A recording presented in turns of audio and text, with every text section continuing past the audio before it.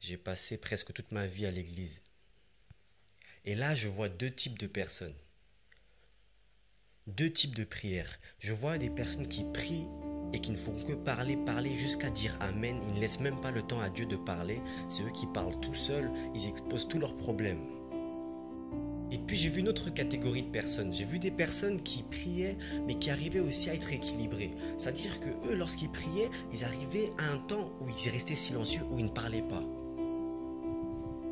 Il m'est arrivé moi aussi des fois de prier pendant 10-15 minutes et puis après j'avais plus rien à dire. Même à l'église ça m'arrive de prier quelques minutes et puis j'ai rien à dire. Je vois autour de moi des personnes qui prient, ils sont à fond etc. Mais moi j'ai plus rien à dire. Je croyais que j'avais un problème. Je croyais que j'avais un souci spirituel. Que je n'avais pas assez d'endurance de prière. Mais après Dieu m'a fait comprendre. Dieu m'a appris que pour entendre sa voix il faut savoir se taire et écouter. Il m'a fait comprendre que la prière c'est pas que la bouche, la prière c'est aussi les oreilles.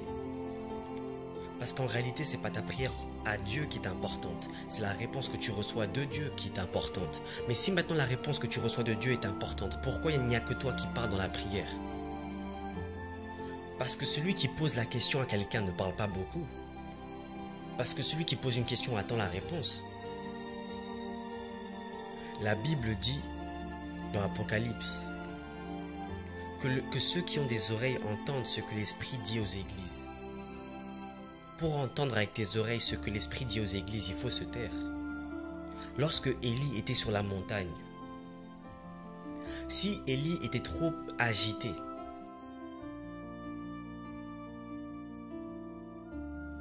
il n'aurait pas entendu le son doux et léger. Parce que pour entendre le son doux et léger, il faut rester calme. Parce que c'est un son doux et léger. Tu ne peux pas entendre le son doux et léger si tu es trop agité, si tu parles.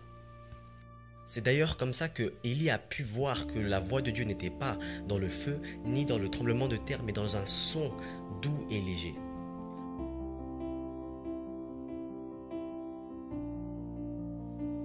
Aujourd'hui, les chrétiens n'arrivent plus à distinguer la voix du diable, notre voix à nous, et la voix de Dieu. Parce qu'on ne laisse pas Dieu s'exprimer. Et comment veux-tu être dirigé par un Dieu dont tu ne connais pas la voix? Tu feras beaucoup d'erreurs. D'ailleurs, l'une des raisons pour laquelle Dieu te parle dans le sommeil. Dieu te parle dans le sommeil parce que c'est le seul moment où tu n'es pas sur ton téléphone, c'est le seul moment où tu n'écoutes pas de la musique, où tu ne regardes pas la télé, où tu ne regardes pas une série, où tu n'es pas entouré par tes amis, ni par tes parents, ni par tes proches.